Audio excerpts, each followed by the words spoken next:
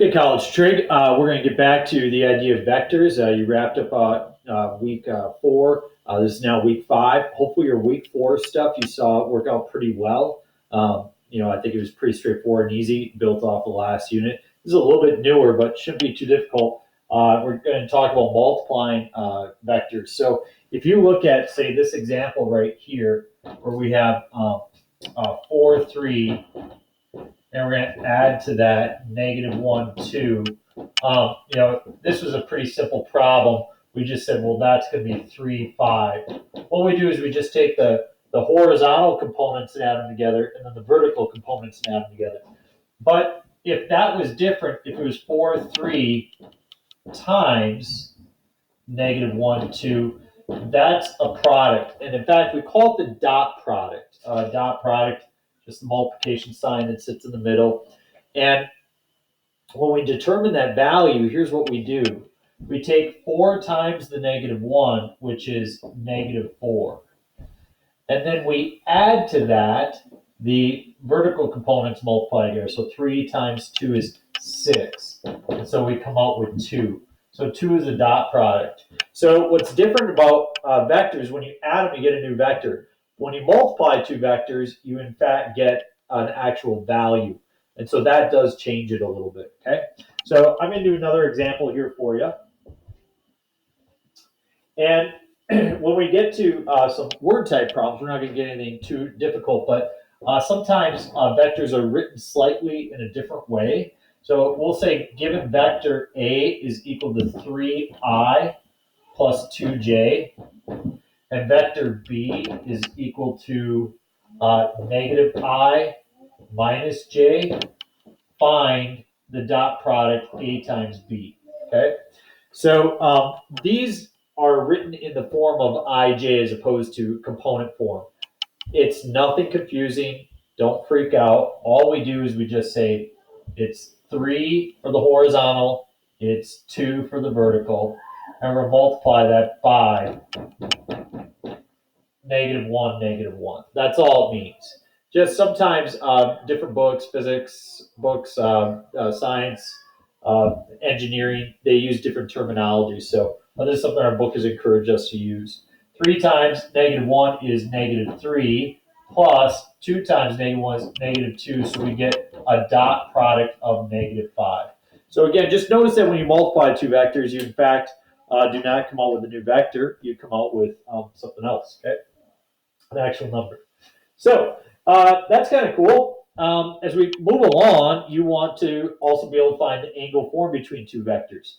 So suppose you have vector -1, 2, and then vector 2, 3. And you'd like to find the angle formed between those 2 vectors.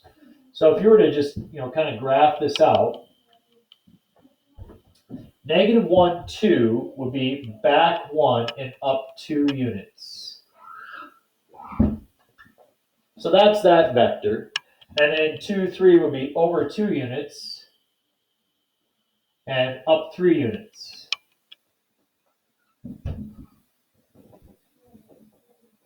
And you get that vector. I drew a dash just because. But as you have that, got to tilt my screen here so I can see a little bit better.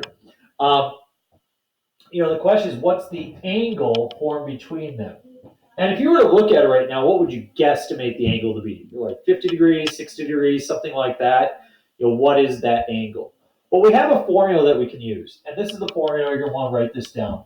The cosine of the angle is equal to the dot product, which is angle U times angle V divided by, and this is where it changes just a little bit, the magnitude of U times the magnitude of V.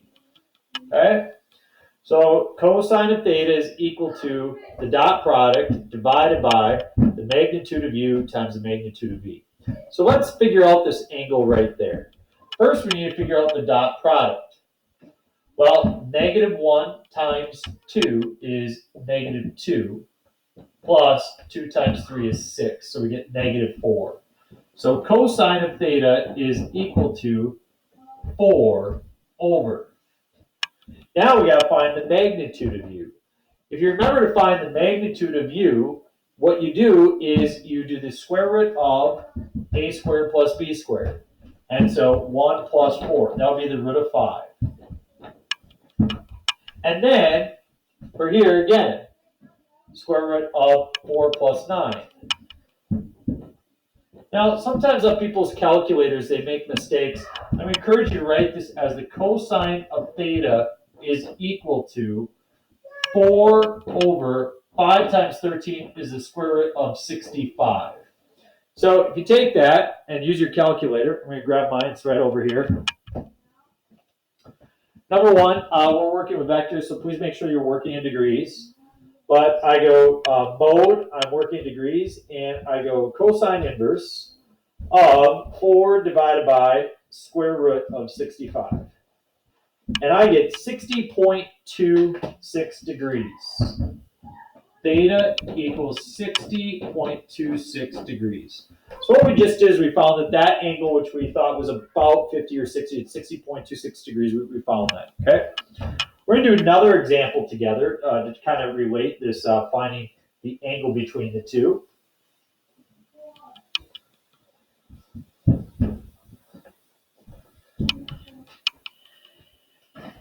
And what we have is we're going to find the angle between A equals I minus J and B equals 3I plus 4J.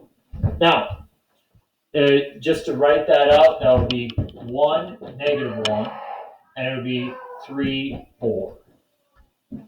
Now, I just like to get a feeling of whether or not I'm doing the problem correctly at all by graphing it ahead of time.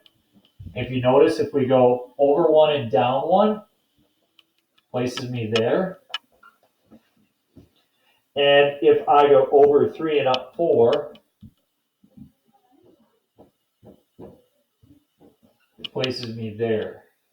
You know, it actually looks to me like it might be slightly over 90 degrees, something like that. You know, what's the angle formed between the two vectors? And it's not challenging to figure out. We use our formula. Cosine of theta is equal to the dot product divided by the magnitude of u times the magnitude of v. So let's do the dot product first. 1 times 3 is 3. 4 times negative 1 is negative 4. So I get negative 1 on top. Negative 1 over, and then the magnitude of u. That would be the square root of a squared plus b squared. 1 squared is 1. Negative 1 squared is 1. That would be the root of 2. 3 squared is 9. 4 squared is 16. That adds to 25 squared is 5. Or negative 1 over 5 roots of 2. Now, this is where a lot of people make mistakes when they plug it in their calculator. When you type in cosine inverse of negative 1 divided by, you have to make sure you put parentheses around the denominator. Otherwise, it will just divide by the 5 and then multiply by the square root of 2. So make sure on your calculator you plug in that parenthesis.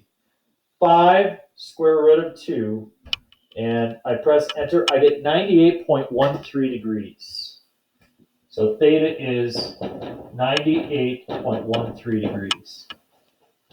And so your goal for this week, you have a couple. Number one is just be able to find the dot product and the angle between two vectors. And then later on, we're going to talk about actually applying that to problems that involve work. If you guys have taken a physics class, you maybe understand what work is a little bit in the scientific term. I know you guys all know how to work. But we do have one last piece to talk about, and that is this.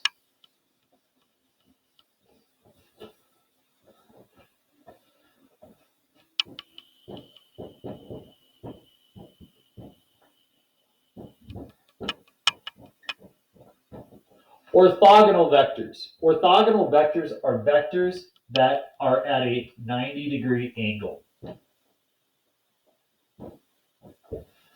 Well, if you think about it, if vectors are at a 90-degree angle, we can use this formula. Cosine of theta is equal to u times v over magnitude of u times magnitude of v in order to learn a property that will discover whether or not vectors are orthogonal. 90 degrees. The terminal point for 90-degree angle is 0, 1. And if cosine is the x value, that means the cosine of 90 is 0. So we're wondering, where is the cosine of 90 equal to 0? If this expression is 0, would the top be 0 or the bottom be 0? Well, in fact, the top would be 0. So it turns out that vectors are orthogonal if u times v is equal to 0. If the dot product of two vectors is 0, then they are orthogonal. So if we have these two vectors, 2, 1, and negative 1, 2, we would like to determine, are they orthogonal or not? Well, we just do the dot product. 2 times negative 1 is negative 2. 1 times 2 is 2. Added together, we get 0. Yes, they are orthogonal, which means if we graph them, they would, in fact, be at a 90-degree angle. Over 2 and up 1,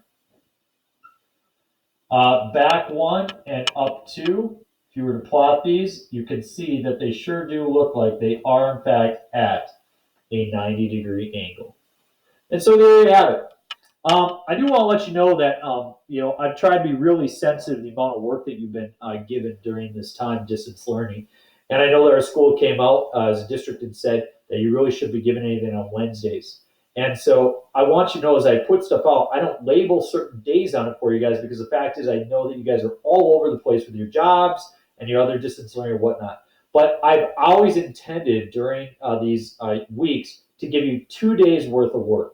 So whether you do it on Monday and Thursday, or Tuesday and Friday, or Monday and Tuesday, or you do it all on Monday, you guys kind of take a different routes. But I hope that in no way have I ever, as it looked like I'm trying to give, too much homework or 3 days worth of homework. So that said, if you have any questions or concerns, or there is something that's becoming challenging for you, you're having difficulty working through, please reach out to me. I sit here a lot of days without anybody to talk to on help through math. And I know that you're probably figuring some of this stuff out rather quickly, as it's not quite as difficult as was what we once had. But please don't hesitate to reach out and ask for help if you need it. I miss you guys a lot. We'll see you in the next video. Later.